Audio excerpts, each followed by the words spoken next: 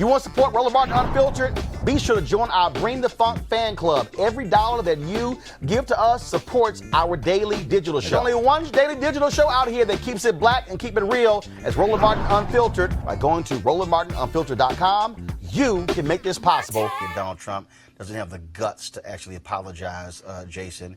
To try to say, oh, people on both sides admitted, no. What we do know that those confessions were beaten. We know that the cops violated the law by talking to folks who were underage. And the bottom line is, and then by saying, well, she opposed, the settlement. Well, hell yes, she opposed the settlement because she didn't want to own up to exactly what the hell happened. Absolutely. And it's funny, Donald Trump, who avoids talking to the authorities at all costs, he thinks it's okay for people to talk to the authorities, young people to talk to the authorities without representation and without adults. Donald Trump doesn't apologize for anything. And one of the things that I know, at least my father always taught me is the sign of a man is when he's willing to admit that he's wrong. He certainly is not. He was mentioned in the movie, so there's a reason why April Ryan asked that question. He's a big part of, I believe, the first episode of the series. And I think it is important, the point that you made and that Ms. Mallory made, and that is that this is not new. We've all known about this. This has been something that's been out there for a long time, but it shows the power of media. And this is why I think Roland Martin Unfiltered is so important, and black-owned media is so important, because without Ava DuVernay raising this issue, which has been out for 20 years or more, these things would not be happening. People would not be being held accountable. Kelly, very simple. If I'm the Democratic nominee, I'm inviting the exonerated five to a debate, and I'm going to look across that stage. I'm going to say, Donald Trump, man up right now and have the guts to apologize to these young men for you calling for the death penalty when they had been fully exonerated. No, absolutely. And further, I don't know if this actually happened, but I would sue for defamation because he knowingly published something that wasn't true. The third party knew it wasn't true. It was just complete negligence all around in terms of the publication of those ads and whatnot. But to take it further, I would sue him because it was before his presidency. He still, unless there's a statute of limitations for defamation in New York, however long that is, if it's still available to sue, I would. I would not only open up the cases regarding Fairstein, I'd open up the ones regarding Lederer. Every single detective that was involved in that case and cases within the sex crimes unit at that time.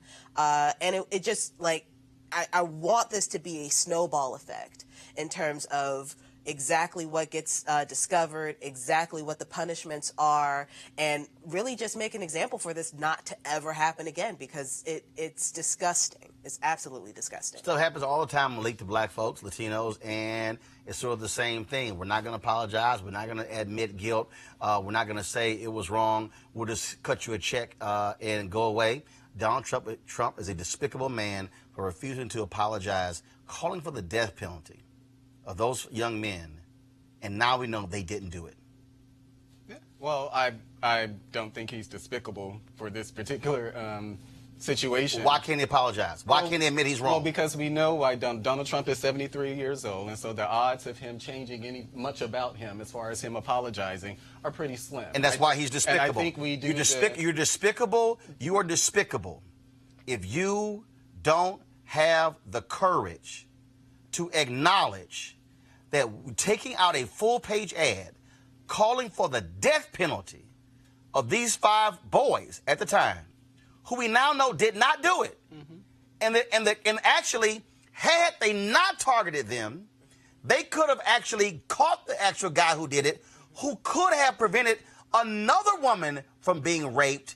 That he has murdered. He has earned the title of being despicable. Well, for me, talking about Donald Trump does a disservice to the entire argument of you were talking about with the CP5. Got it. I don't think that he's a relevant part of this discussion at all. I think the fact that a judge decided that their sentences should be vacated, that's the story. Donald Trump was about 1 minute or so of the entire film. Actually, it was. No, it was more than that.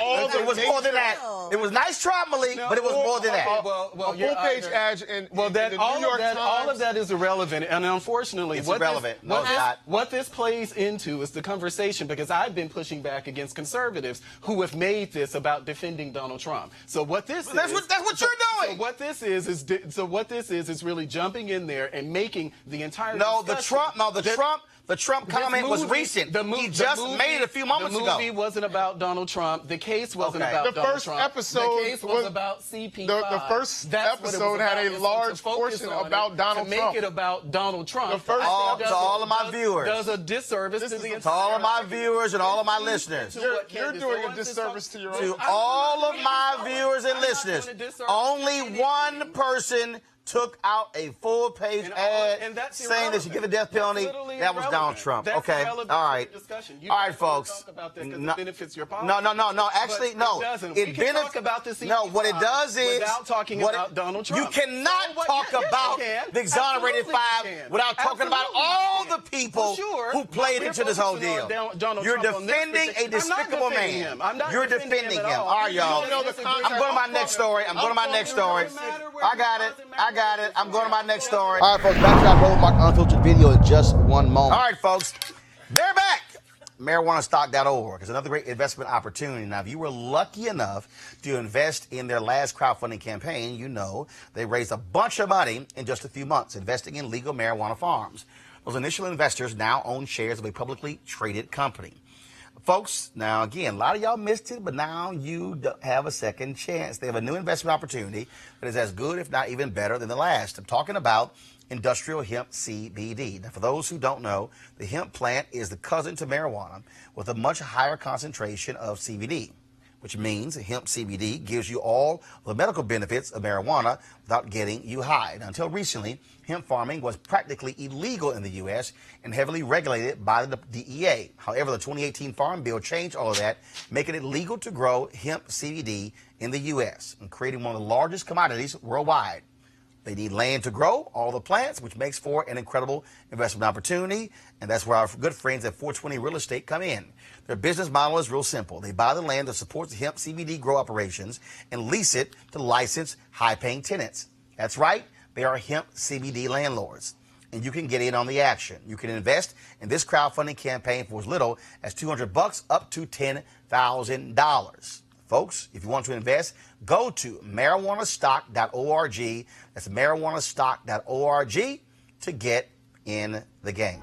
Now back to your Roland Martin Unfiltered video.